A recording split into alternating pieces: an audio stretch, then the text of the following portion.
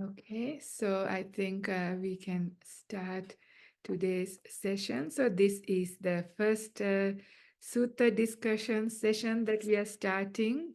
An invitation from New Zealand Bhikkhuni Sangha Trust has come in for a Sunday morning sutta discussions when possible.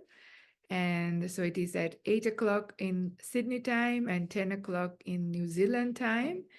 And our first discussion, I have proposed to use Karaniyametta sutta, and that is the Mettasutta, or the sutta on loving kindness, which is quite a famous sutta in Buddhist circles, very often chanted at homes during functions and ceremonies. But I'm not sure whether people are aware of its meaning in depth. So I thought it might be nice to have a in-depth discussion on this very powerful sutta. And this may take a few sessions, so we see how we go. So to begin with, I would like to chant the Karaniyametta Sutta, or the Sutta on loving kindness, in English. So if you're only very familiar to listen to this or chant to this in Pali, see the shift in your mind as you hear this in English, as you hear the meaning, as the chanting is happening, and then I will maybe go into explaining some of the meanings. So you can just, if you wish, close your eyes, pay full attention, and listen to the chanting. This is what should be done by one who is skilled in goodness and who knows the path of peace. Let them be able and upright, straightforward and gentle in speech, humble and not conceited, contented and easily satisfied, unburdened with duties, and frugal in their ways, peaceful and calm, and wise and skillful, not proud and demanding in nature. Let them not do the slightest thing that the wise would later reprove, wishing in gladness and in safety. May all beings be at ease, whatever living beings there may be, whether they are weak or strong, omitting none, the great or the mighty, medium, short or small, the seen and the unseen, those living near and far away, those born and to be born. May all beings be at ease.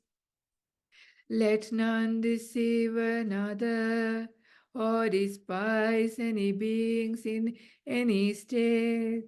Let none through anger or ill will wish harm upon another, even as a mother protects with her life her child, her only child, so with a boundless heart should one cherish all living beings, radiating kindness over the entire world, spreading upwards to the skies and downwards to the depths, outwards and unbounded, freed from hatred and ill will, whether standing or walking, seated or lying down, free from drowsiness. One should sustain this recollection. This is said to be the sublime abiding, by not holding to fixed views. The pure-hearted one having clarity of vision, being freed from all sense desires, is not born again into this world. Sadhu, sadhu, sadhu. So, just before I start on the Karaniyametta Sutta, to highlight its importance of building up what is called metta, or what is also commonly known as loving kindness.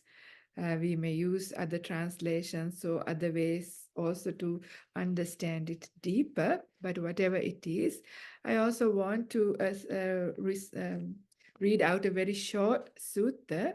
This is from the Connected Discourses, that is the Samyutta Nikaya, chapter 1, that is book 1, sutta number 4, called Manibadda Sutta. This is to just highlight um, that just mindfulness practice is alone isn't enough.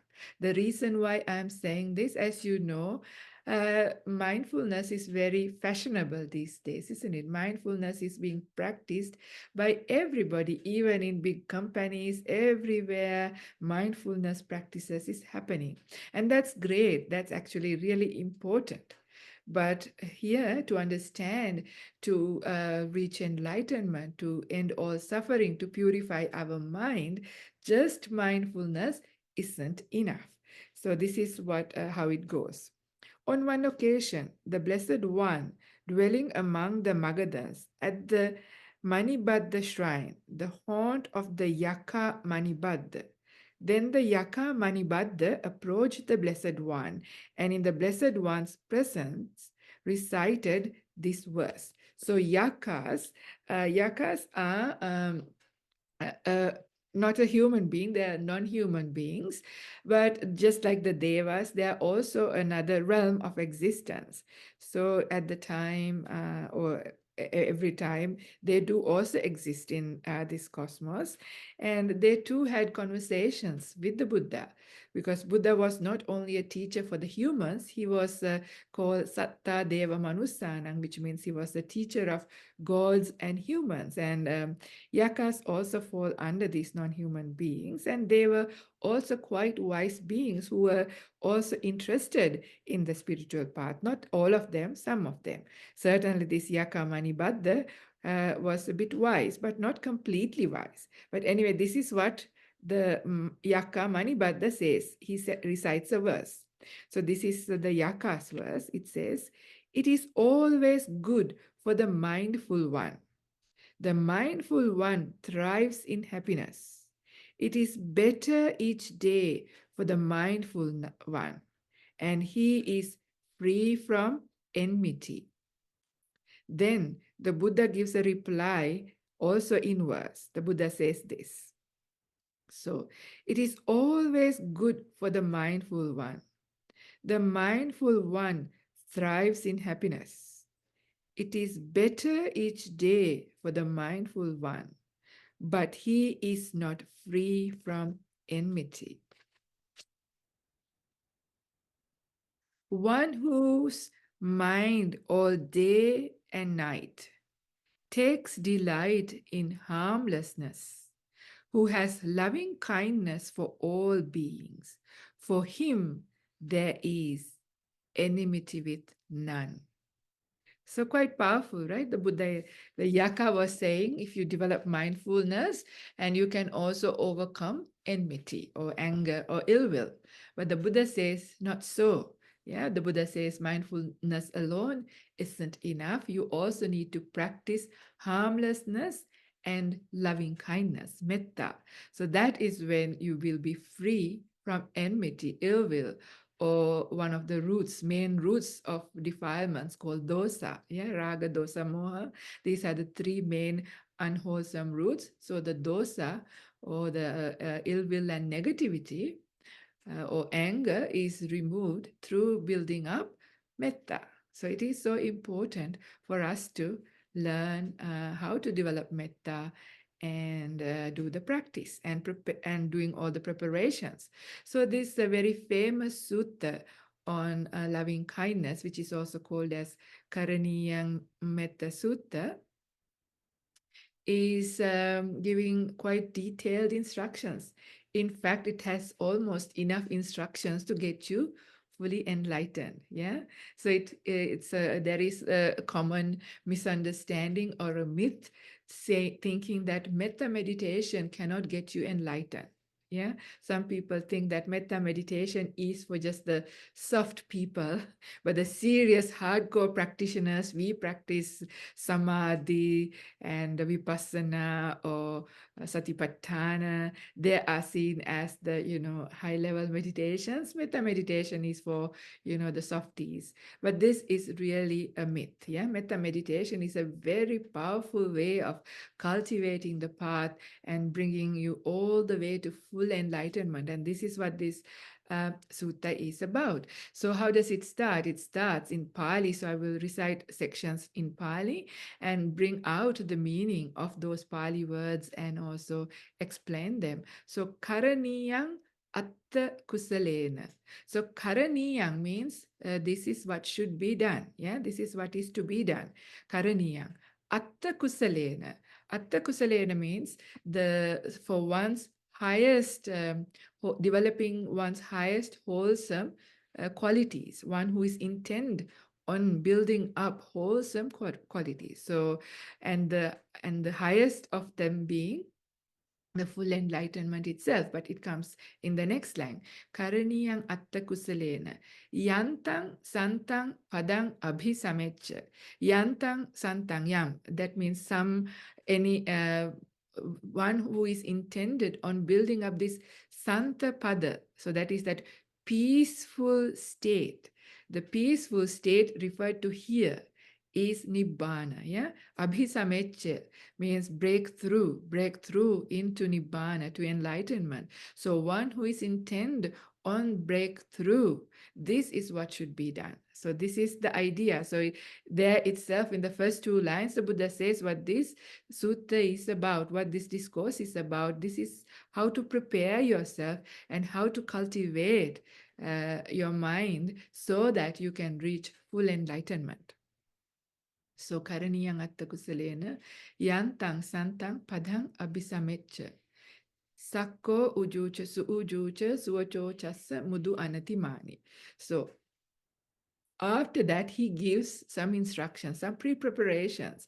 So in order to build up metta or loving kindness in one's heart, there are some things that we have to build up, some foundations. There are some qualities to build up, to be built up.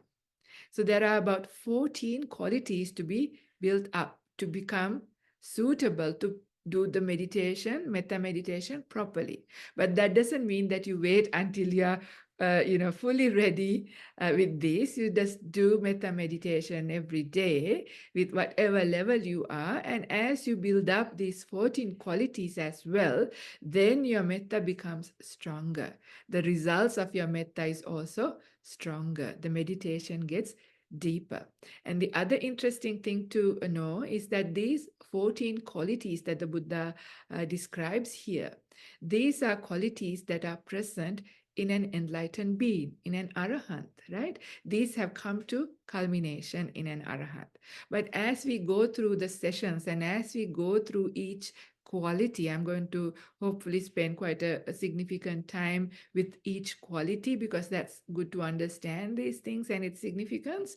And as you understand these qualities, get to know them, you will see that each of these qualities are present within us. We all have them, but probably underdeveloped. Some are more developed, some are less developed, but they are there. So that potential to awaken, that little arahant is there within us. The seeds of an arahant is already here. So this gives us hope that we can do it. Yeah, we can also know how to build up these qualities. And as we build up these qualities, and as we do our metta meditation, and as these come to culmination, we will be an arahant, a fully enlightened being. It's a nice way to look at it. It's a nice way to encourage ourselves and give ourselves that confidence to be able to do this practice.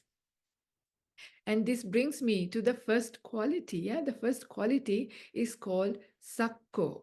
Yeah, sakko means I can. Yeah, being able to do it. Yeah, having that ability.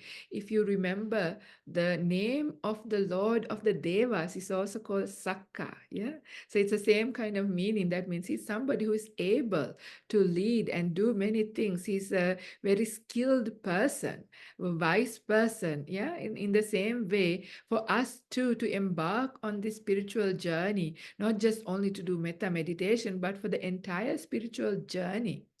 To be able to do that, we have to start at least at that with that attitude of yes, I can. I mean, why not? Isn't it? I'm a human being like anybody else. I have a good mind and a body. And there are other people who have got enlightened by following this path. So why not me? Yeah, I too can do this. So have you ever seen anybody when they start with the thing like, oh, I can't do it, it's not for me, I don't think I can do it. If you start anything like that, can you succeed? Never, isn't it? You don't even get started. So it is really important that we have that positive attitude, yeah, good outlook about things. Yes, I can. Why not? I would like to. This is good, and I think I'm capable. Why not? And having that positive attitude, yes, I can, is the starting point. Yeah, that being able. And then what makes you somebody who is able, right? Because just because you say you are able doesn't make you straight away ready and skilled with everything, right? You need to be able to find out the instructions. So first of all, of course, one of the things that is required is that you are not mentally retarded, because that is if somebody does not have the full comprehension ability, then of course they can't learn anything. So also the spiritual path is not possible. But if you have a reasonably okay mind which can read, learn, listen and understand and put into practice, then you are qualified. Yeah, then you are able to learn and educate yourself. So this is important. So how do you learn? This is important to understand. So how you make yourself somebody who has this quality, sakko. So this is the instruction that the Buddha gives, that every time when the Buddha recites or gives a sermon, he starts with saying, Tan sunata sadhukang manasikarota, that is in Pali. He said, uh, lend your ear, listen carefully, and pay attention. So see whether you are somebody who is able to do that, yeah? To listen carefully, to pay attention, yeah, lend an ear when a sermon is being given. Because for some people, when they are listening to a Dhamma talk, their mind still runs at 100 kilometers an hour, right, to the future, to the past, and they can't keep up with the listening. Yeah, they can't give an attention. So if that is the case, then you need to slowly train your mind to be able to follow the sermon, follow the instructions, follow the teachings carefully. And that is the first step. So sutta, that is that listening. Yeah, it also can be reading, and this happens even with reading. Sometimes we could be reading and again we can get carried away with thinking and get distracted, right? So we need to first of all start slowly building up that ability to be able to focus and keep that attention on what we are learning, either by reading or by hearing. At the time of the Buddha, of course, reading was not that popular because the way of transmission of teachings was through verbal tradition by recitation. So listening was the main method. So to be able to listen, because there was no recordings done. Luckily, these days we have recordings. So if you have missed, you can listen to the recording again and again. So that's an advantage, but it's also in a way a disadvantage, because then we become a bit lazy. But at the time of the Buddha, they only had one shot, right, at it. So if they missed out, if they didn't pay attention, they lost many parts and you can't replay. So if you know that this is the only time, the only opportunity I'm going to get, and if you think that this teaching is important, yeah, if this teaching is important, you value it, you want to learn that, then you really give attention. And this is the case in your day-to-day life. If there is some information that you want to listen and understand, maybe about economy or how to do your tax, or I don't know what product to buy, if something is important about your health or something, then you really pay close attention, right? If you are reading something or listening to a podcast or something like that, because it's important for you, you are interested. So in the same way with the sermons too, if it is beneficial, if it is interested, you are inspired, then you will listen very carefully. So this is one of the first things that you need in order to start the practice. Otherwise, you don't even get started. You don't know the instructions. So sutta, so that is listening. Then the second factor is datta, that is retention. So it's not just only being able to listen, but also retain what you listen. So it's like that time when you listen to a Dhamma talk and say, oh, that was a really nice talk. But when your friends ask what was it about, then you can't remember what was it about. That's useless, isn't it? You just only listened, but you can't remember. What use is that? Because you can't apply it to your life, right? So therefore, it is really, really important that you make effort to retain what you hear. So if you can do it as you listen to a Dhamma talk, that is great. If you're not able to do it just yet, then it is really helpful to learn and train yourself to do that. Do it slowly. These days we have the recordings, so you can listen and train yourself to be able to retain what you hear. And this is also the reason why when you listen to a sutta from the Buddha's time, the way it is given, or read a sermon, things are repeated again and again. Sometimes you think it's so boring. Why is he repeating the same thing? The reason that they repeat is you have to hear a few times in order to retain. So as you do that, and these days you can read again and again or listen again and again, but retaining is important. So datta, yeah, dharana. So listen, second factor is datta. Sutta datta vachasa parichita. So this means that you practice verbally. That means you actually recite it. Yeah, you recite the teaching, you memorize it. So it is important. So first one is to retain it as you hear it. And after you retain, because that retention may not last a long time, then you do the memorization to put it into your long-term memory. So when that is there, then it comes out as and when it is needed. Yeah, as and when you need to practice this, as and when you need to bring it up to even teach, to discuss, it comes. It's at the tip of your tongue. Yeah, this is also so important. So this is vachasa parichita. Fourth factor is manasanu. So then you do this mental investigation, inspection. So you explore what the Buddha said. You put it into your own life, reflect back, think about incidences and your experiences and how you do it, what happened, all of those things. This is why at the end of every meditation, I always encourage you to reflect back. How do you feel now? How did the process work? What worked, what didn't, and why? So all of these abilities to reflect back, that is called Paccavekkhana, or bring up the teachings in your mind and compare it with the other teachings.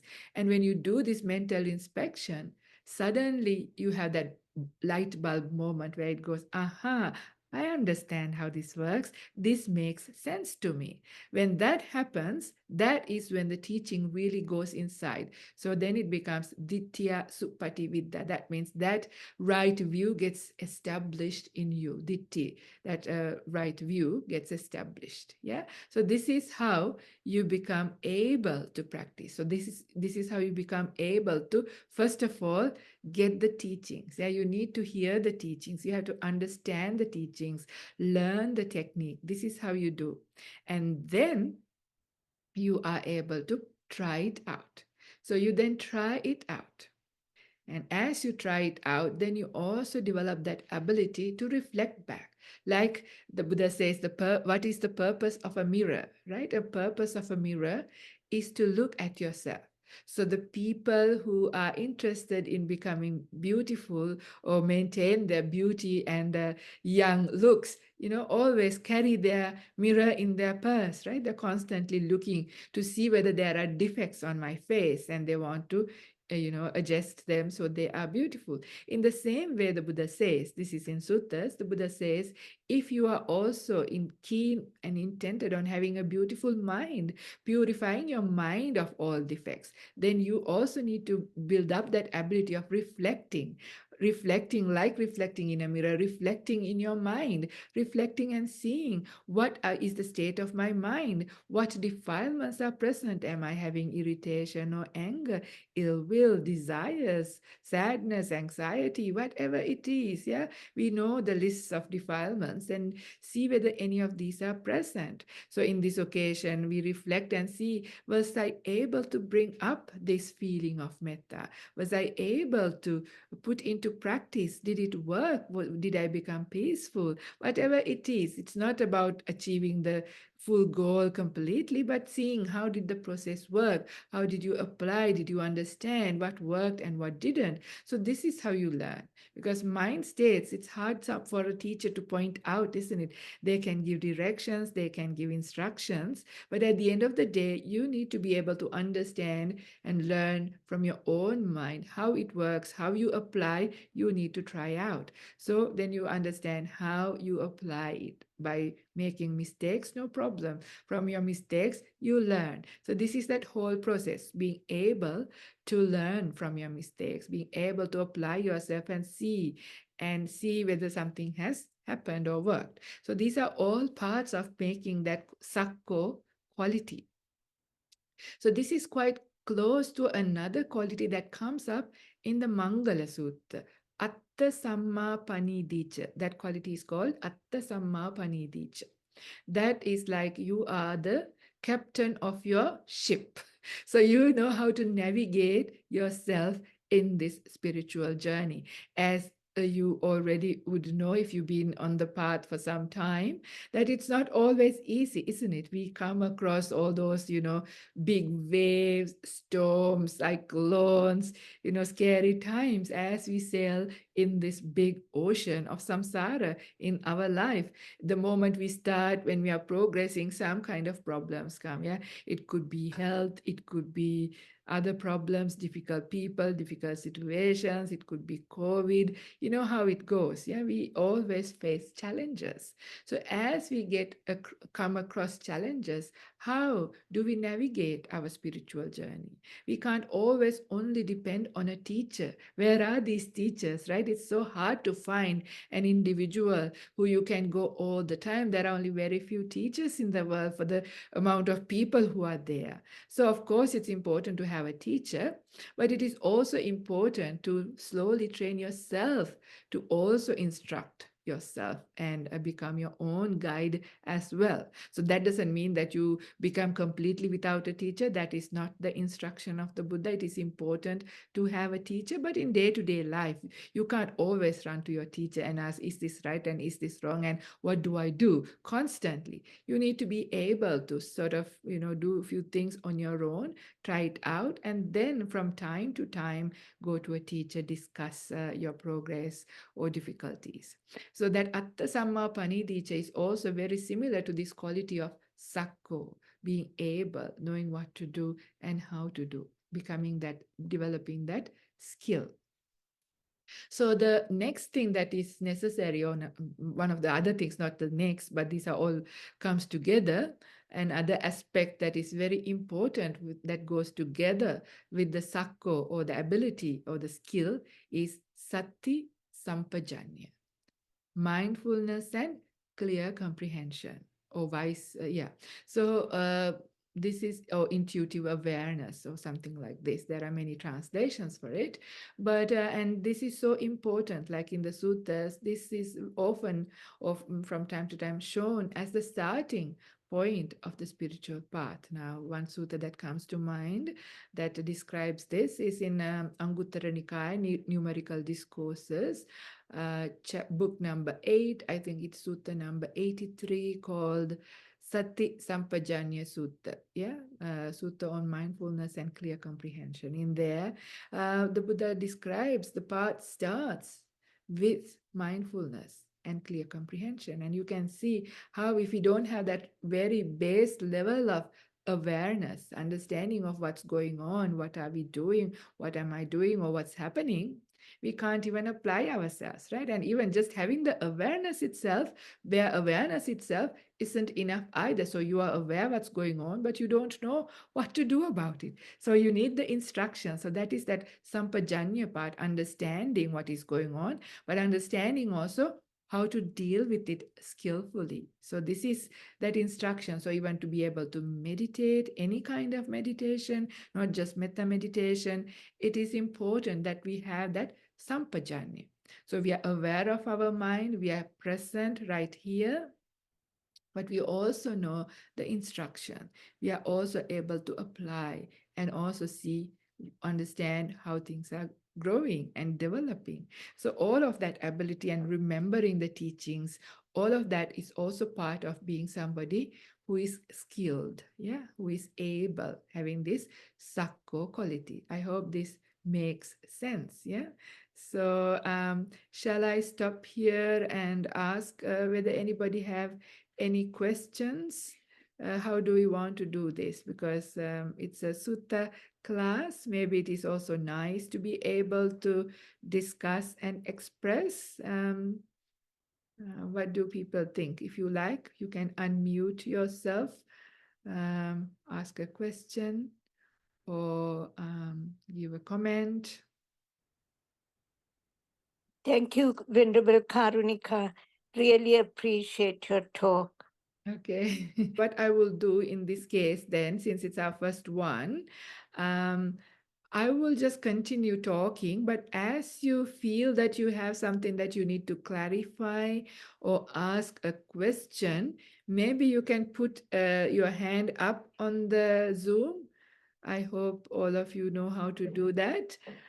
Or from time to time, or at the end, I might just open up for questions.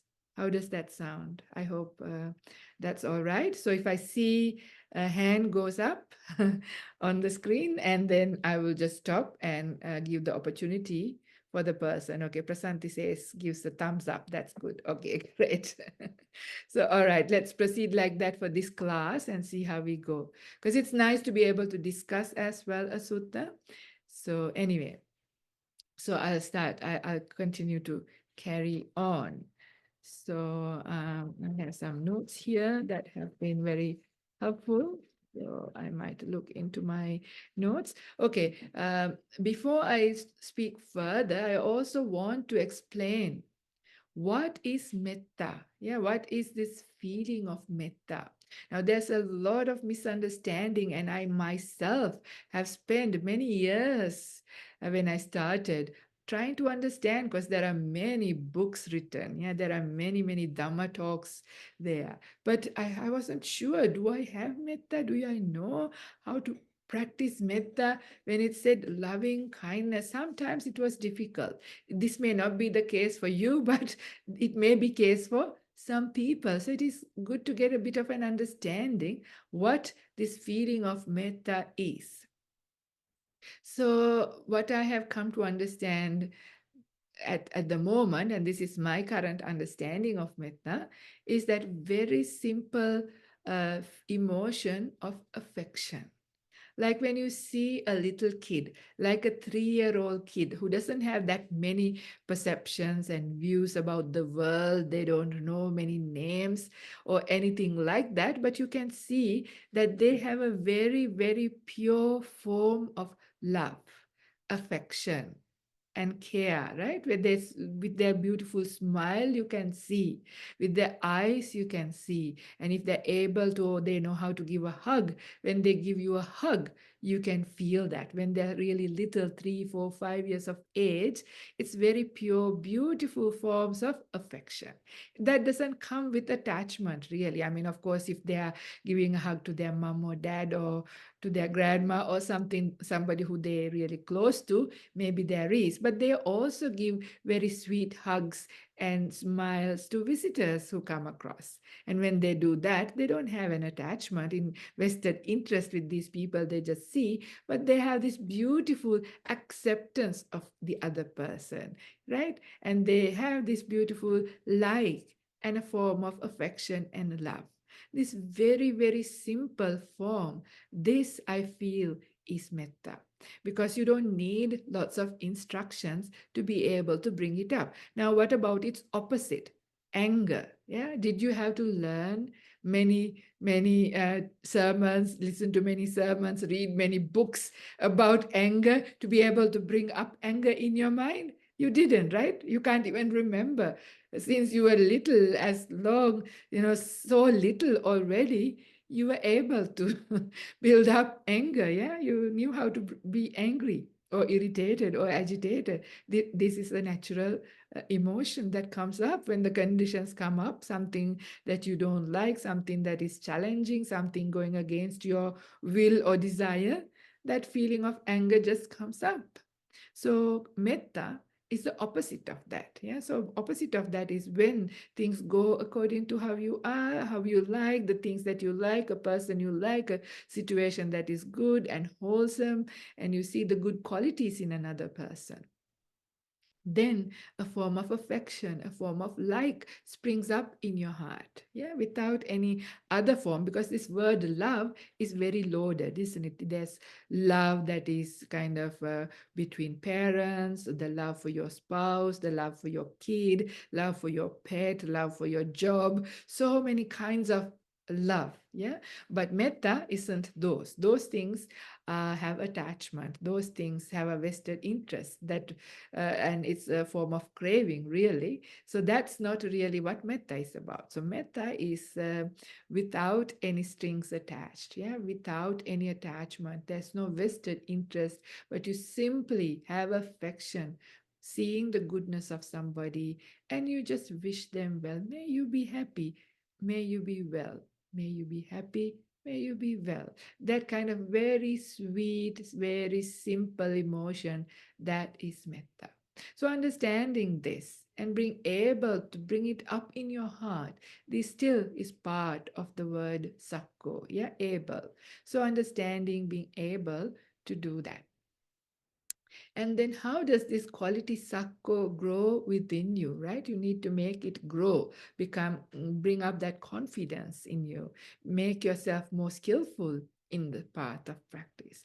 And that is done by doing the practice. So as you sit for meditation, as you start, as you meditate, day by day, week by week, month by month, or year by year, as you do the reflection, you may see how you progress, how you have sort of learned how to apply yourself to bring up that feeling. And as you can see that you are able to bring it up, as you see you're able to spread, or it's doing something to your mind, it's doing what's supposed to do, then you get confidence. Yes, I can do it. Yes, this path works. This is important. Yeah. So when you do that, this quality of being able, or that sakko quality, grows within you. And that self-confidence, being able to live the spiritual path, is really, really important. If you have any doubt, if you don't have enough confidence, it's not easy to go through this path, because the starting point may not be that hard, but as you face challenges to go through that, you need to be able to have good confidence in yourself to be able to walk all the way. So what else? What I have as notes here? Um,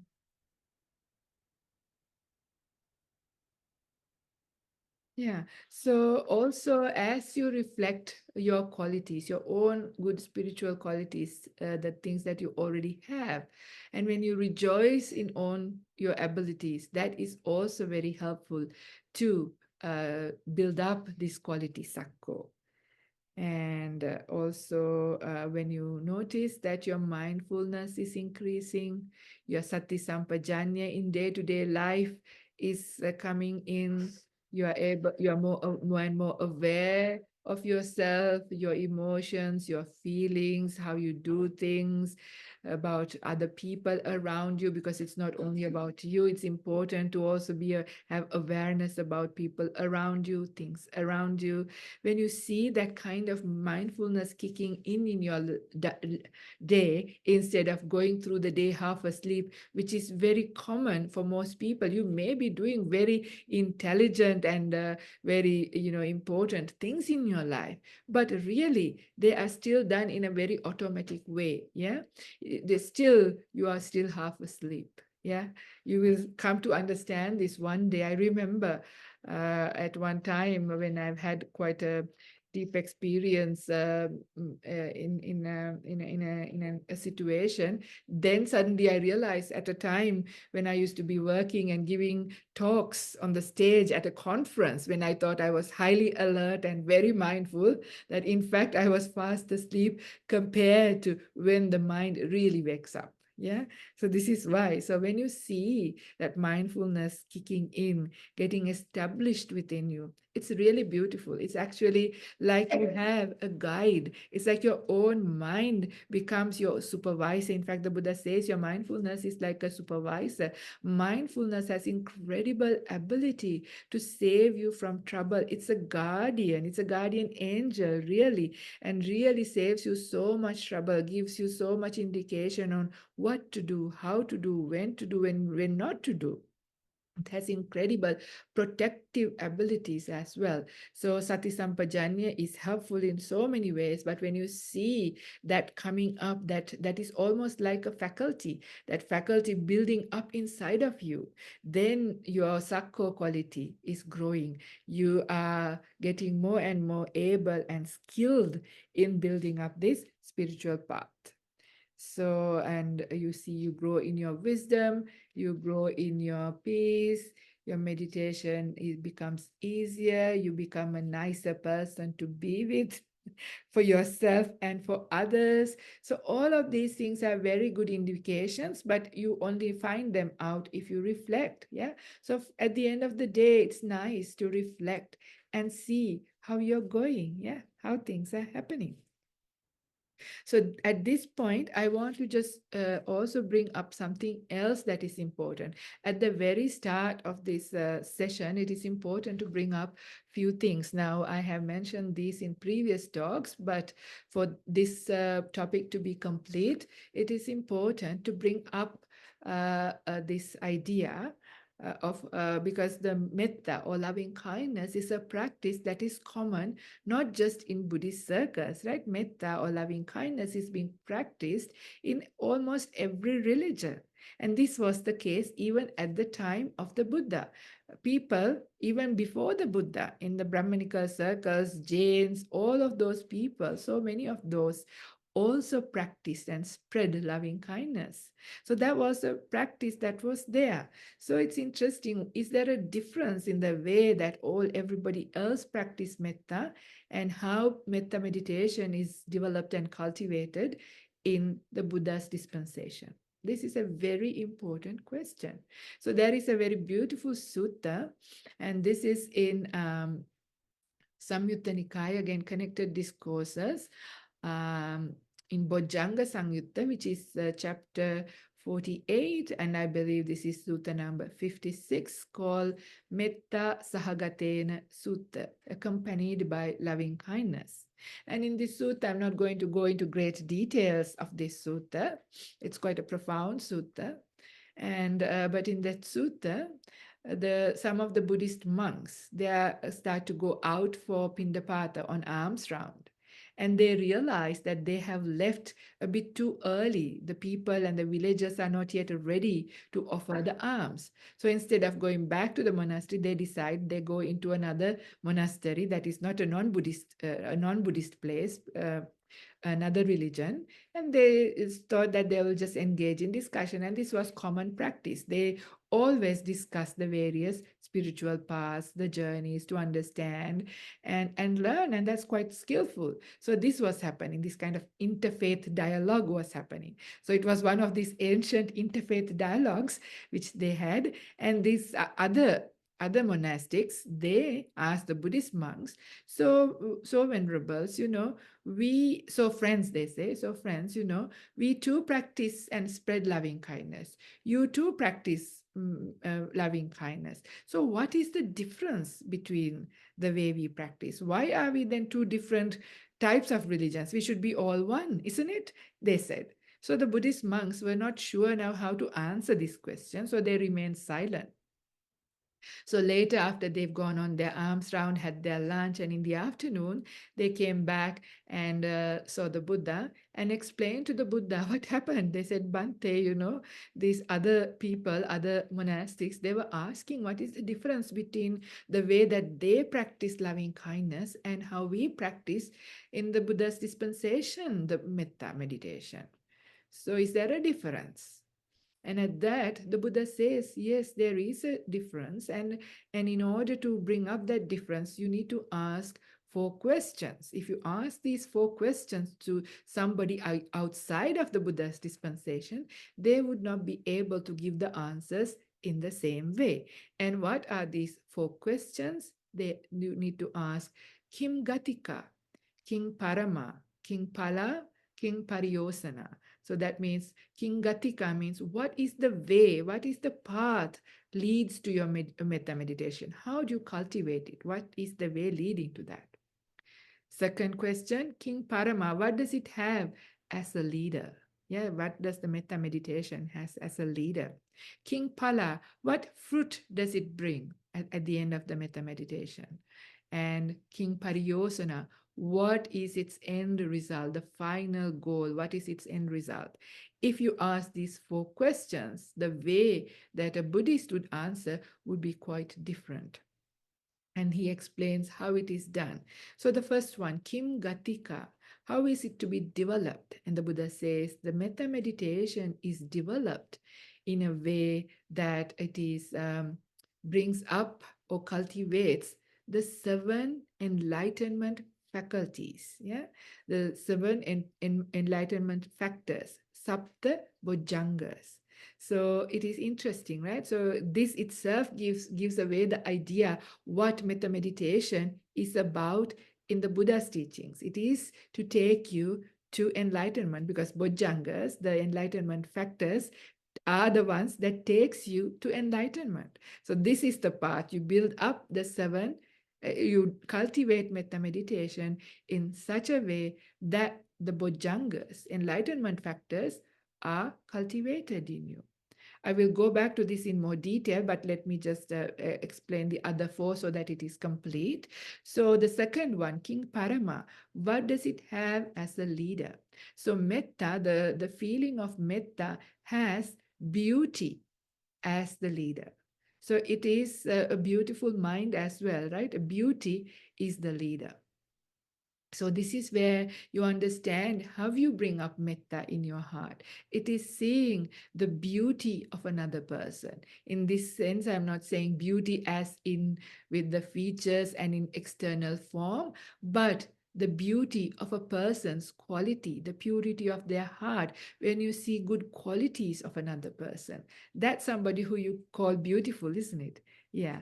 When you see that beauty, that inner beauty, that is when you can spread metta very easily. Or even if it is not somebody who is completely beautiful or have lots of good qualities, they may have bad qualities too, but you don't focus on their bad qualities when you want to build up metta for them. So even if it is that you want to build up metta for your enemy, which is the case, then don't focus on their bad qualities, because as long as you focus somebody's not so good qualities, then what comes up in your heart is anger and enmity. But somebody is not completely only those bad qualities, right?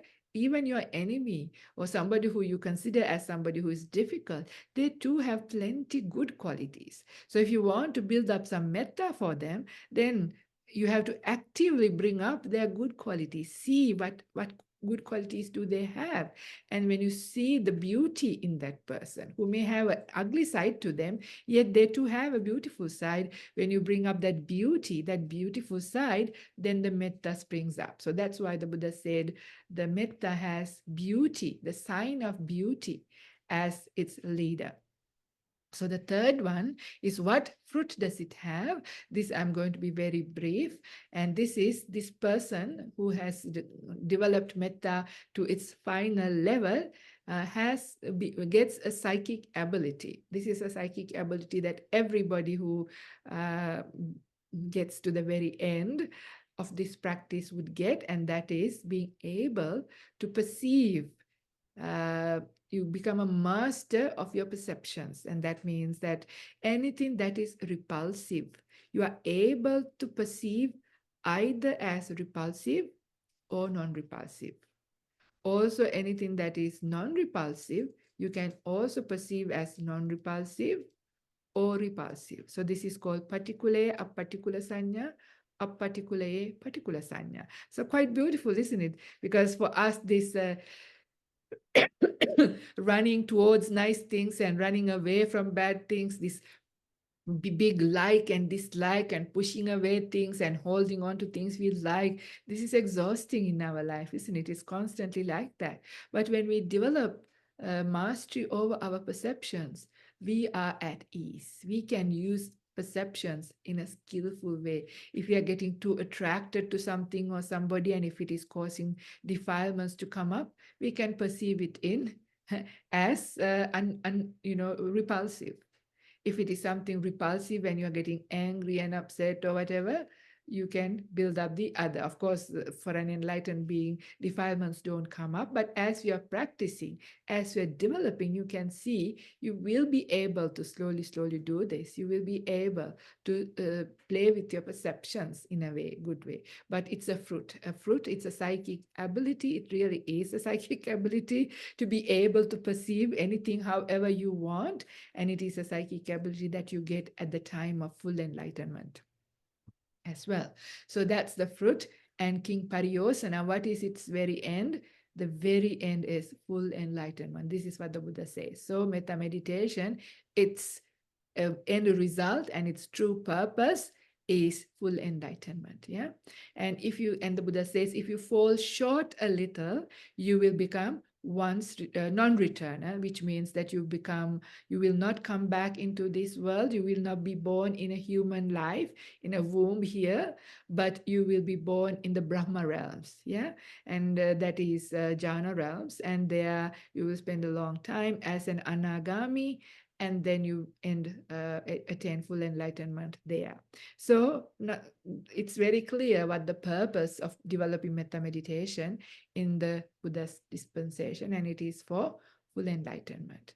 Now, going back to that Sapta Bojjhangas, the enlightenment factors, the first one is called Sati, Sati Sambojjhanga.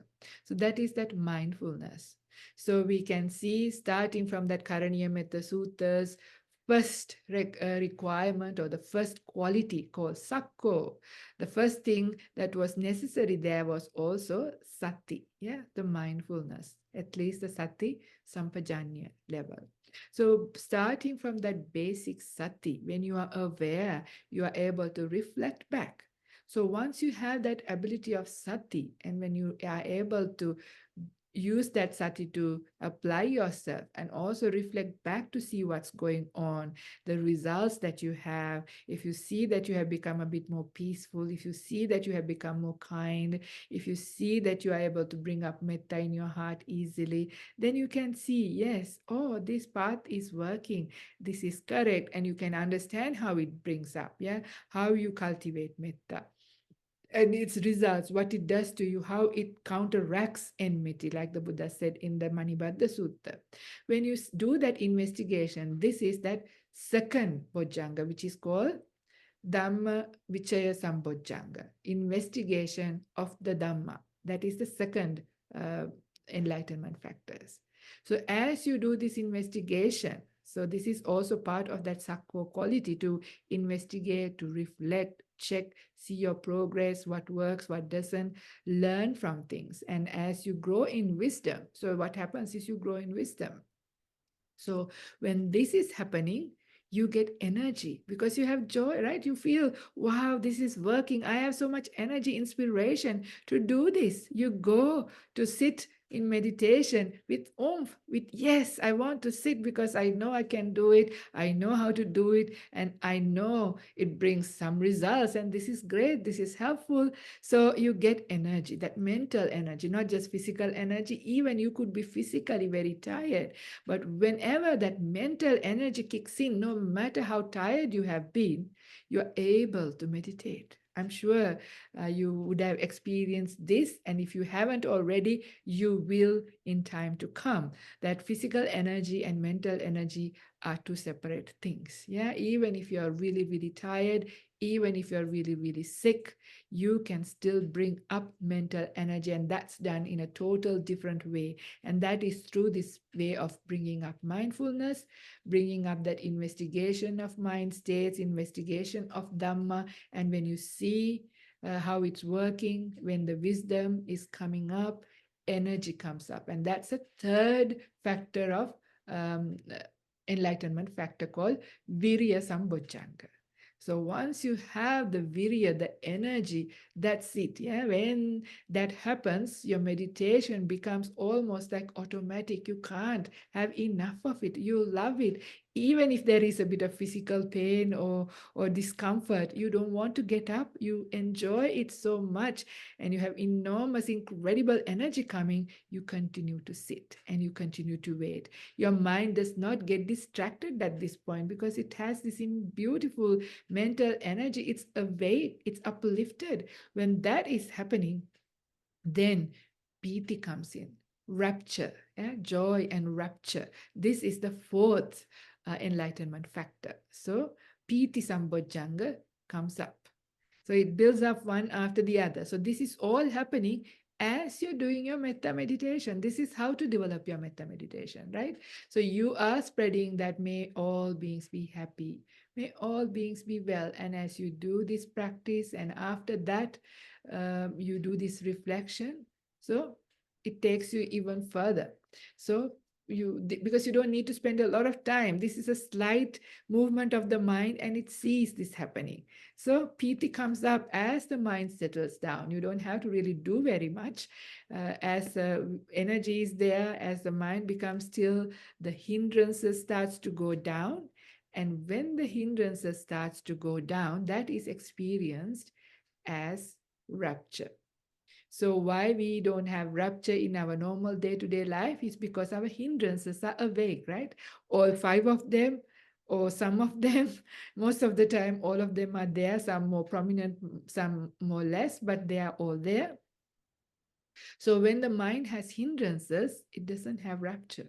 But as you're meditating, as your mind is getting one pointed on this idea of metta, on this idea of may all beings be well, may all beings be happy. When mind is there, not distracted, the hindrance starts to go down.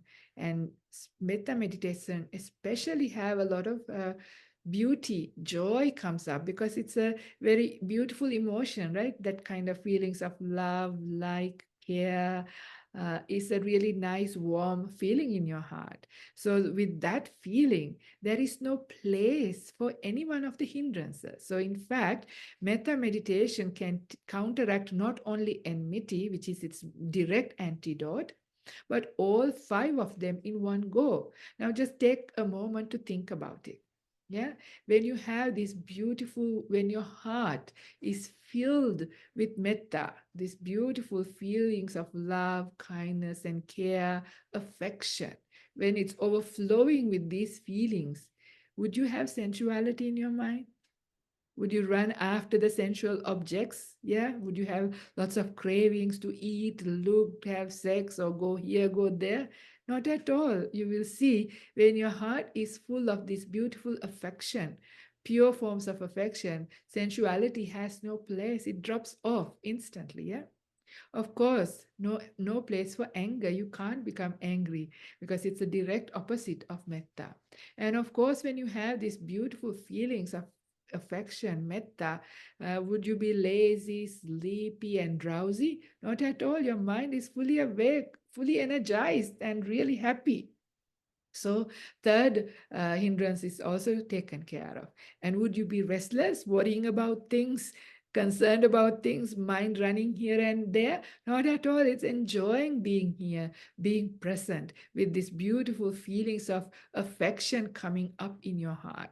So it's kind of really powerful, really, really beautiful. So you can see the fourth hindrance, uddhacca kukkucha, or restlessness and worry, is taken care of.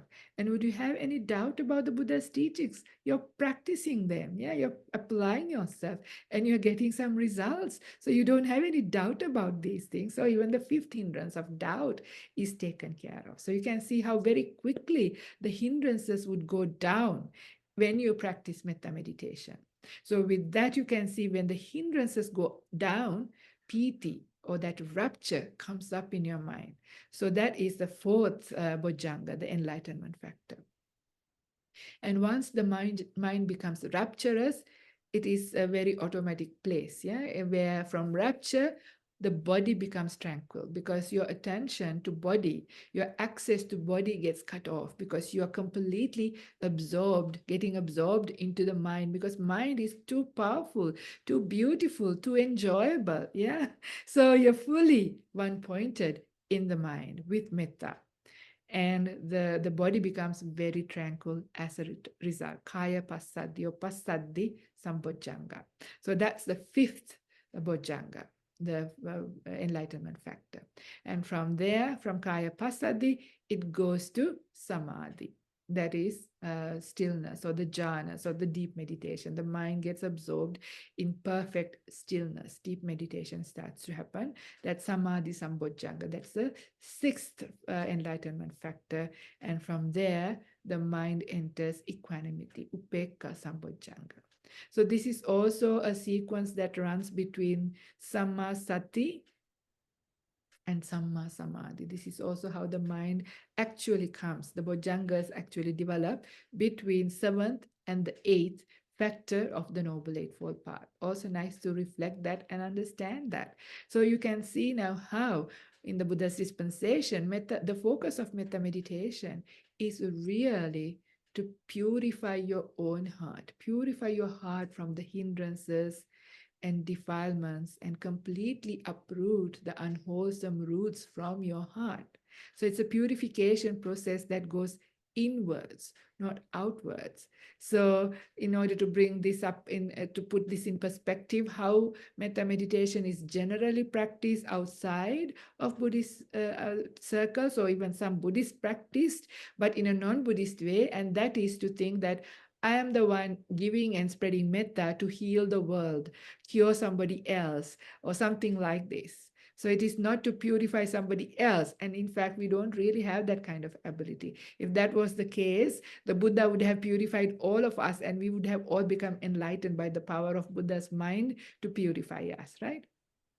That doesn't happen. What happens is it is actually about purifying your own heart, purifying your own defilement. So metta is a way going inwards. But as you purify yourself, as you become a kind person, as you become a loving person, yeah, as you spread those beautiful feelings of metta around you, and when you have that kind of thing happening, when you spread metta and become beautiful, you become somebody who everybody loves to be with. Yeah, isn't that the case? When we have somebody who is kind, full of metta, very loving, very caring, very friendly, we love to hang around with them. Whenever somebody like that enters a room, it feels nice. Yeah, you feel so happy. The opposite is also true. When somebody with so much anger, irritation, negativity comes into a room, it agitates everybody inside of this. So there is some effect coming from your metta, but it doesn't really purify the other person completely, but it has a very healing, peaceful, kind, nice effect on other people. But that is not, that's a side, it's a bonus or a side, an additional gift or something like this of metta meditation. But the main purpose, the main goal is purifying your own heart and getting yourself enlightened. So this is a very big difference in how metta meditation is practiced in the Buddha's teachings. And this is also the way to make very powerful metta. Because think about it, if you are still having lots of defilements, still prone to irritation and anger, how can you really spread Metta, right? It's like then you have to say, may all beings except so and so and so and so and so and so be well and happy. You can't do it like that, right? If you have enmity or people that are difficult, and that is usually coming from your own defilement, right? Other people and their bad qualities is their problem. When it becomes your problem, it's really your defilements. Your defilements going against theirs and having a clash.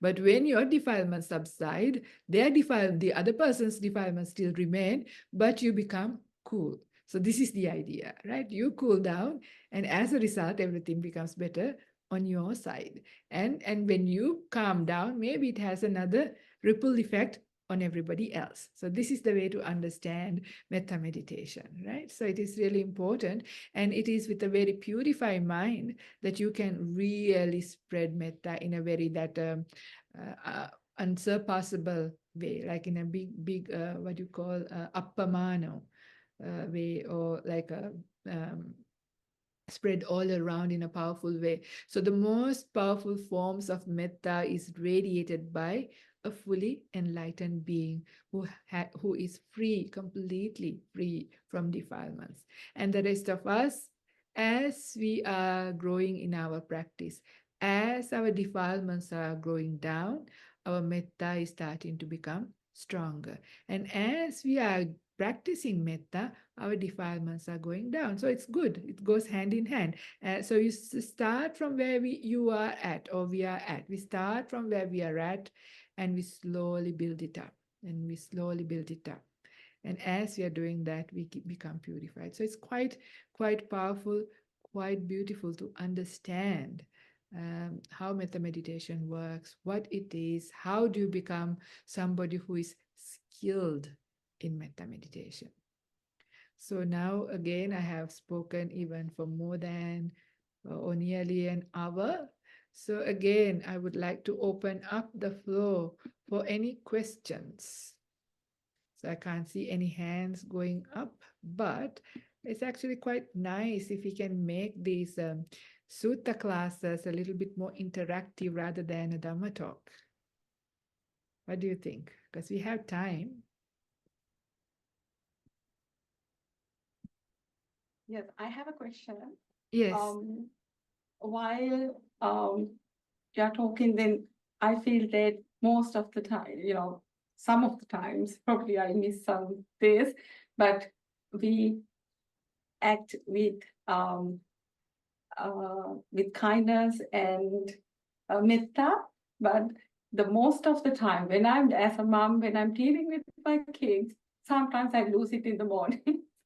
It's just, practically, it's in that moment I miss it, just like when I get ready, when I help them to get ready to school, when they are not listening. And at that point, I feel like this is not going to work anymore. And yeah, there are some of the days. And then later on, I feel that I should have done this instead of asking them straight. But sometimes I have to act as well, just show them to, this is not going to work. You have to get ready, like that. Like even at work, mostly I just try to practice with metta, and others notice most of the time, even though it's just really with a difficult client or a difficult staff member, I can deal with very patiently, and it's good. But only time that in the mornings I can't handle it sometimes.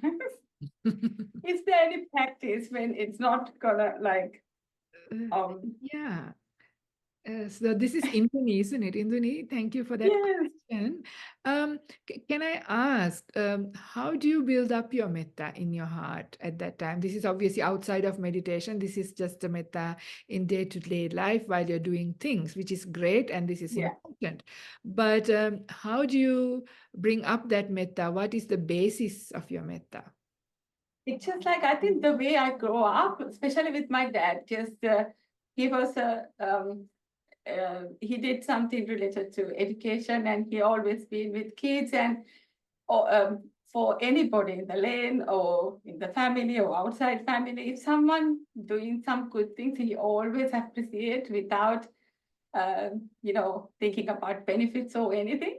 Right. So like that, even in the workplace, anywhere, I can be happy for anybody, and I don't want to get hurt or go wrong for anybody. That feel, I grew up with that feeling. So Okay. Okay. because of that, I can be friendly with, not friendly, just I wish everyone happiness, and I don't, it's Right. just, over the time, it's like that, if I do any action, I don't expect anything from anybody, it's just by my heart. Right, right. Yeah, these are good things starting, but it needs a little bit more stronger foundation. So this is what is necessary. So especially when we are applying this kind of metta related wisdom aspects into our life to bring up that, we need a bit more strength, a more stronger foundations, and that is coming from right view. Like anything else, all of the Buddha's teachings, all of these practices are coming from rooted in right view.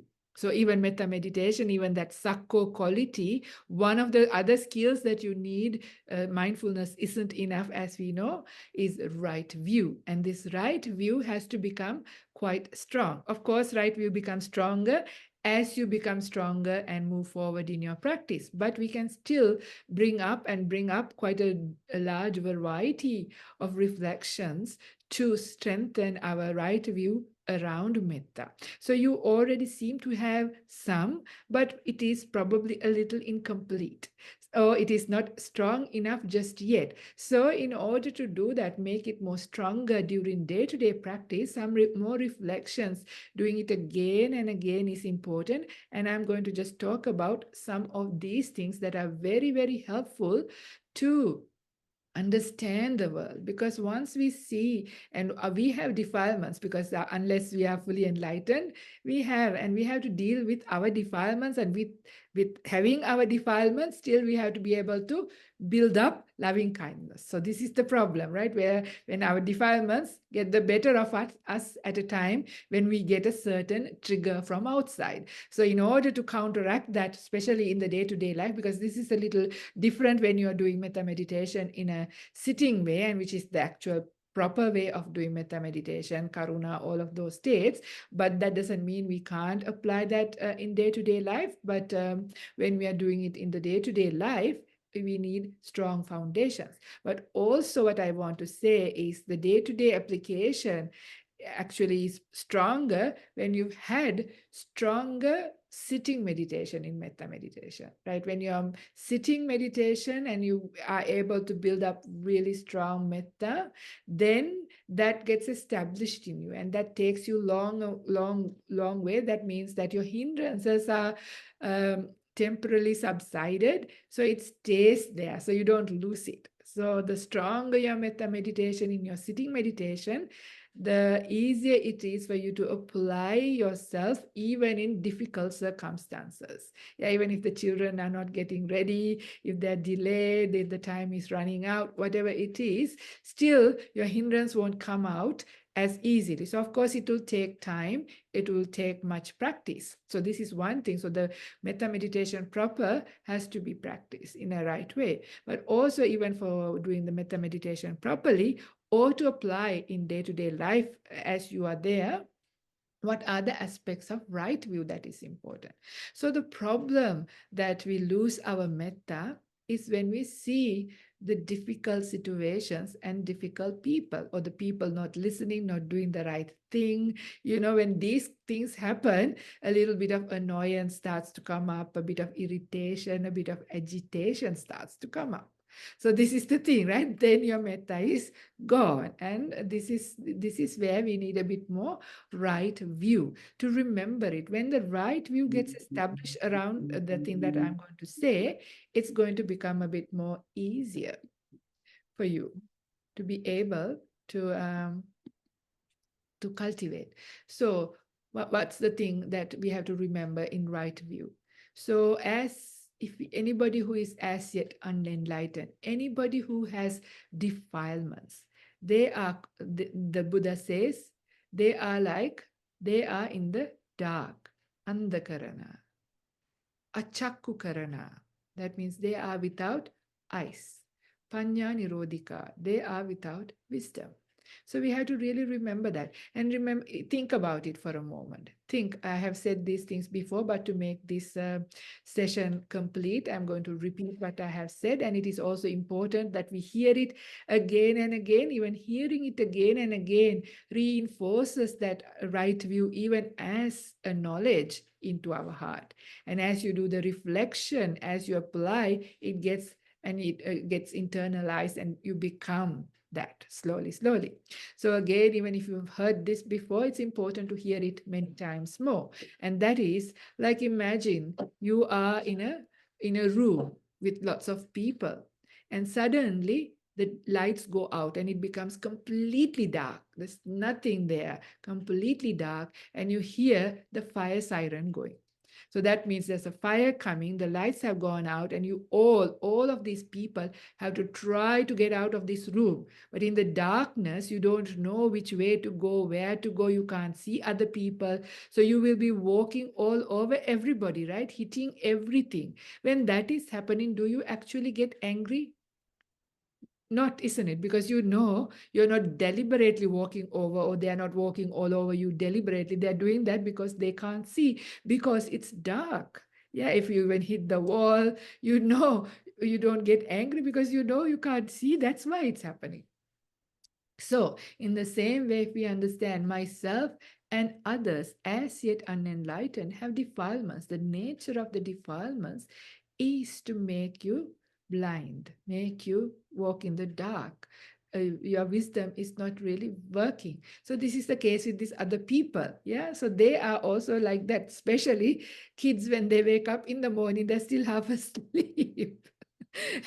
And it is very hard. Yeah, so you understand, okay, this is what it's like. So you actually have to accept the situation, try slightly different methods, and it's okay, you give yourself a break. But when you are truly when you are actual metta, actual feelings of affection is very strong, and if your tone of voice is maintained is in that very loving form, truly, not by force, not by willpower, but if it actually came from metta, which is hard to do, it's a big ask, so you have to really cultivate this and prepare for this. If it actually does come from there, children or anybody actually listen.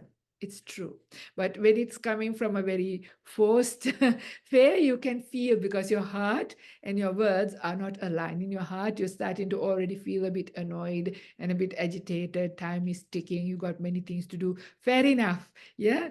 And fair enough. It's hard unless you're a very strong practitioner to maintain that metta, maintain that cool. So this is par for the course.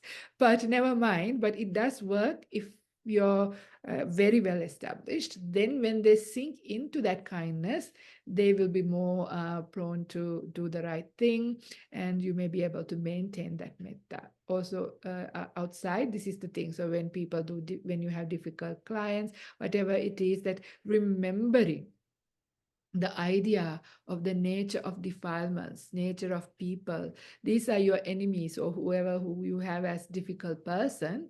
This is how you can still radiate metta to them, because you understand what they're going through, that non-self aspect of the right view. They are conditioned by their past. They're conditioned by their past, not only this life, but previous lives. Yeah. So because of that, they are doing these things. Whatever harmful, however difficult it is, as your right view about this understanding grows stronger, you are going to be able to cultivate this affection. It is not going to be easy. It is going to be taking time. It depends on our own faculties of wisdom, of mindfulness, of energy, all of those things, even confidence, yeah, faith, confidence in these teachings. All of these things slowly have to mature. As they mature, as your right view gets established, then you're going to be able to meditate quite deeply in metta. And as you meditate quite deeply in metta meditation, then it is also you are able to apply that in your day-to-day life. So give yourself a time, and with practice and slowly you will see that it is going to work. And another thing that how you bring up metta is when you see the nature of a defiled mind. We know ourselves, right? What it feels like when we even have a slight irritation or an annoyance, let alone when we are angry. Yeah. How painful is it? It's not a pleasant state at all. Yes, it might have energy coming from adrenaline coming into your blood, but still, it's an unpleasant feeling. It's never nice to be angry, never nice to have a lot of grief or worry or any of those things. Yeah, they are really unpleasant states, and they are states of suffering. So when we see that we have that and other people have that, when we see that, also we have motivated to wish myself and others, may we all be well and happy, because we are all suffering. So we need to also from time to time see the nature of suffering. And this was what we were discussing or talking about last Thursday in the how to deal with painful feelings. In there was the Buddha's teachings on the external and internal, right? So the internal and the external. So that is your anger and their anger. Anger is the same. Everybody has anger. Everybody has pain. Everybody has suffering. Everybody has sadness. So yours and theirs, when you see the suffering in others, when you see your own suffering, and when you see you're not the only one suffering in like this, yeah, having difficulties like this, then actually compassion and metta, both of these things come up. When you actually see suffering, it's not metta, it's the other Brahma Vihara, which is compassion, that comes in. But you can use the similar way to also see, when you see your own goodness, you can also see the goodness in others. So this is also important. So some of us are very good at not looking at our own goodness. Yeah, we are quite good at fault finding about ourselves as well. Yeah, I'm not good enough, I'm like this, and you have plenty good qualities, but you forget that, and you only highlight the few qualities that are not good or the difficulties we have. Yeah. So instead, also being able to develop that quality. Again, this is part of that sakko, being able, right? Sakko quality, being able to see one's own goodness. Then you can bring up metta for oneself. When we are able to see goodness in oneself, then we are also able to see similar kind of goodnesses in other people. So this is again, when you see that, then we can wish everybody happiness. May you be happy. Yeah, we can really beautifully say, may you be happy. May you continue to be happy. May life go well for you. Yeah, so this kind of feeling then comes up. So these are just another few ways of building up the skill and ability. I think there's endless thing. It is not, I can't exhaust this topic. It's huge. But the beautiful thing about these Buddha's teachings is not just only about hearing. The part that I need to mention is what the Buddha said. Yeah. So after that, everything else, the commentary that I have given is for your own consideration. But you can go beyond that and compare, listen, understand, do your own reflection around this. And that is when it becomes really powerful. So this is why I'm also taking this Mettasutta very slowly. Like I could have given the, translated or given the explanation of the whole sutta in 1 hour. Yeah, but instead I'm going to take many hours over many sessions just to show the depth and how you can apply yourself. So we mean speaking about one quality, the first quality called sakko. Yeah, and we just been talking about this for a long time, different aspects, how to develop it. And there's more to it, yeah, more to it. And this is kind of your homework. So as you understand it, you grow in it, and that's the best way to learn the Buddha's teachings, to apply the Buddha's teachings and grow in wisdom. That's the best way. So again, thank you for that question. Was that helpful? Yes. Okay. All right. Anybody else have anything else to say? Anybody in the room? We have few people here in the monastery as well. I had 2 hours to offer, but we don't have to go for 2 hours. We've already gone for 1.5 hours. So since the invitation is from the New Zealand group, I want to maybe check with you, what would you like to do? Would you like to keep these sessions for about 1.5 hours? Would you like to do some meditation? Would you like to have more questions? How would you like to do this? It's okay. I have to keep it like 2 hours. If more questions are asked, or Okay, if not, then we can end early. Okay. you must be tired I after don't know, I'm talking, not right? tired. I'm fresh in the morning. This is just so nice time for me. Had my meditation, had my breakfast. So we have lovely, my mom is here and another auntie has come from Perth to look after us and made some beautiful breakfast. So I am in good shape. I have no problem. It's a good time for me. Yeah, I think Okay. Can I ask the Okay, question? my mom has a question. Let's see. Oh, sure. She has a Sure. comment. Let's hear. Observation. Observation. In Okay. the Vinaya, Uh-huh. one time Venerable Ananda's friend, Okay. layperson, came to see the Buddha. Mm. And afterwards, he seems to be not very impressed. Okay. And Venerable Ananda got very disappointed. Uh-huh. He inspired, and Yeah. why my friend cannot be inspired. Right. So when the friend go on to the city, Yeah. and then he came to the Buddha, say, Bhante, my friend was not impressed. Mm. But because he's in the lay life, Mm. I wanted him to see the Dhamma. Mm. Yes. Yeah. Yes. And then the Buddha said, oh, he was not impressed, something like that. It's okay. And then he be well.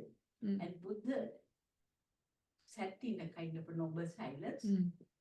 And it seems so much metta Mm. going through. Mm. And this friend Mm. in a faraway city Mm. got up. Mm. And like the small calf Mm. wanting the mother, Mm. was coming round and say, where's the Buddha? Where's the Buddha? Where's the Buddha? Mm. And he was inspired. Yeah. That is enlightened being. Yes. Did everybody hear that? Could you hear what you were saying? Can I have a thumbs up? Could you hear? No? It's muffled. Yeah. Okay. All right. Let me just say what in brief what my mother was saying. She was remembering a sutta, a story from a sutta, and this was Vinaya, and it was about one of Venerable Sariputta's old friends. Was it Venerable Ananda's? Okay. So one of Venerable Ananda's old friends come to visit and listen to the suttas, see the Buddha. But apparently this friend didn't get very impressed with the Buddha or the teachings for whatever reason. So Venerable Ananda was a bit sad, thinking, oh, my friend is missing out on something really good, He came even to the Buddha and to the teachings, but was not impressed. So he was telling the Buddha, oh, I feel really sad for my friend. And at that time, the Buddha said, never mind. And the Buddha, because this is a Buddha, not just any other being, a very powerful being. So he actually starts to meditate and spread lots of loving kindness and radiates powerful loving kindness towards this Venerable Ananda's friend.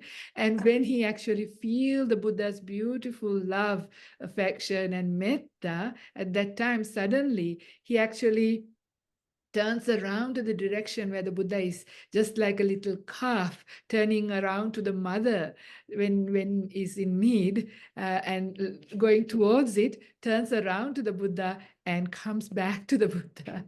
So, but this is just to show the power of the metta of somebody like a Buddha.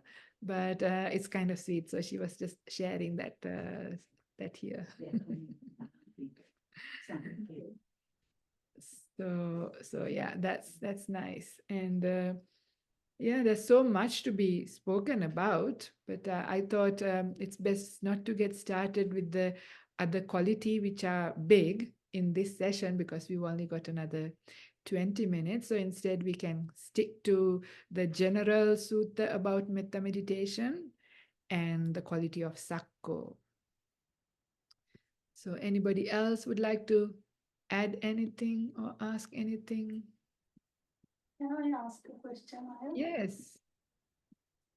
Yes, Tushi. Yeah, sometimes Mm. when you're dealing with difficult people, I Mhm. always think, okay, like, it's not my problem, it's that person's whatever irritation that that person is taking on me.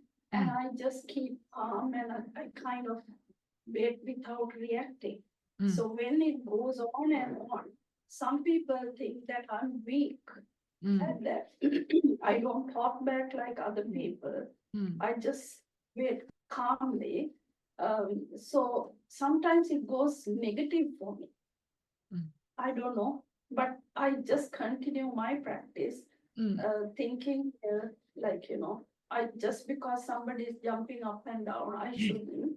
I should just give metta to that person who's kind of not able to control their emotions and then puts it on, reflects it on us. But then long term, it kind of boomerangs on me. Yeah. Thank you for sharing. This is a very common thing I hear again and again and again from people.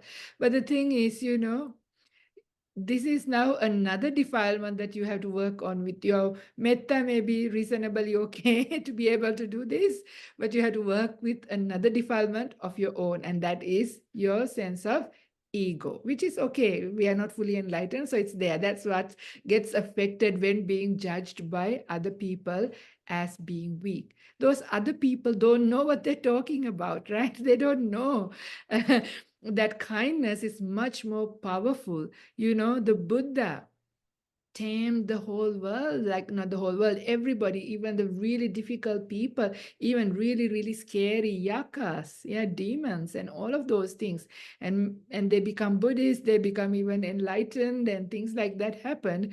Never did he use any aggression, yeah, any other quality except metta. Even for serial killers, all kinds of difficult people were all calmed down and tamed by using kindness. So, kindness or metta is incredibly powerful, but general people in the world do not know this necessarily. Yeah, they don't know, and it is common to think that if you need to get things done, you should become angry. You should use that aggression or that powerful way of dealing with your team. Otherwise, your team will just take you to be somebody so soft and walk all over you. But this is kind of a very wrong understanding. Yeah, kindness is extremely, extremely powerful. So when you continue to do that, the real kindness, if you're truly a kind person, genuinely a good person, a virtuous person, it has incredible power. It takes time because for other people's wrong view to go away, for them to become sensitive, to become able to sort of do something about or learn or understand takes time. And they may never do that, but that doesn't matter. But if we are going to get affected by what other people's judgment of you, this is then difficult. This is the worldly winds, right? The 8 worldly winds. So if we get pushed over by judgments, the praise and the blame by other people, then we are going to be shaking constantly, never going to get established like a in the keeler, like a strong pillar in our path and grow in the Dhamma. So this is common. This would happen to us in every stage, not only for metta, for everything. So that doesn't matter. So just build up your non-self idea, work with your understanding of the ego slowly, slowly, and then other people's judgments, that doesn't really matter. Even if it is at the rate that they think you're too soft and kick you out of work, well, much better working for somebody else than working for that kind of people. Anyway, that's my attitude. It's so important who I work for and who I work with. So, it's important to work with people who are good and at least have wise or able to see later. But of course, in most cases, it's not like that. They might have all kinds of judgments about you. Partly it's coming also from jealousy, because they know that they can't have kindness like that. They can't behave like that. Deep down, they know this is the right thing to do, but because they can't do it, they sort of act in that way. So never mind, don't get upset if you are doing the right thing, if you are coming from the right path. That is the most important thing. I get blamed too. I get praised. I get blamed for things I haven't done. I get praised for things I haven't done. So this is how I get also blamed for things I have done. I get praised for things I have done too. So this is it. So part and part, that's fine. Though not to focus too much about other people. And they change their mind as well. So, and be open to that. But most importantly, don't allow other people to get in the way of your happiness. Yeah, this is what Ajahn Brahm also says. It's very, very important. It is very important. Otherwise, other people can really make you go crazy. Yeah, other people can make you to do all kinds of stupid things, and you can really fall off the path. So it's not about allowing other people. It is building up that mental resilience, but it is not coming from willpower. It is coming from wisdom power, and that is understanding right view, understanding about other people and why they are behaving in the way they do. And then you still have compassion for them. You continue to have compassion, and you're not so fast. So if they think you're stupid, fine. If they think that you're soft, great, no problem. If they don't want you to be there doing what you do, you have more time for yourself. Retire. Yeah.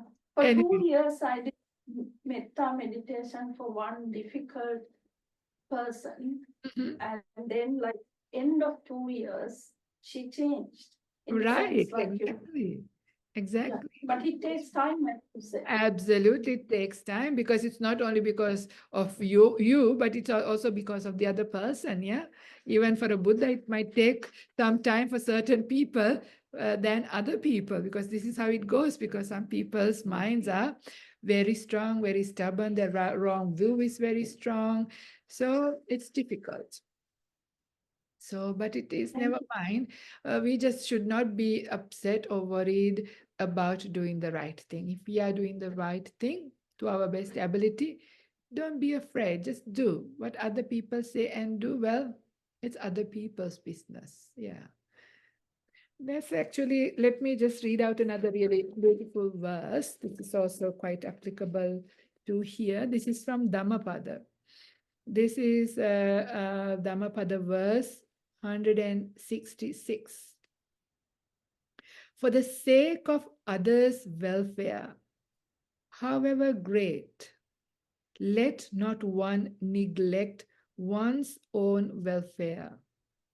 Clearly perceiving one's own welfare, let one be intent on one's own goal. So this goes very, very much with this last bit that we have been discussing, isn't it? So our life is very short. Yeah. Time remaining is, we don't know how long we've got. So there is no time to be wasted being focused on outside and other people. Taking care of oneself and doing one's own practice is important, and this is not being selfish. And that is the best way to explain this in a way is that when you're on an aircraft, when the air pressure drops, who should put the air mask first? You or your child? You need to put your mask, right? They instruct you that you put your mask first and then you assist other people. Same goes to the spiritual path, yeah? So before we can really help, assist others, We need to first build ourselves up. That is the best way that we can help others. When you take care of yourself, when you are a kind person, wise person, a good person, a virtuous person, that has effects on other people. Even by hanging around for a long time, it has effects. And when you take care of your own things, when you get your own act together, it is easier and you can help other people even better. So that doesn't mean you never help or do anything for other people, but when you prioritize your own welfare and your own practice, by doing that itself, you are helping others by becoming a good, kind, wise person. And of course, you can reach out to them and help them in a much more higher, better, effective way.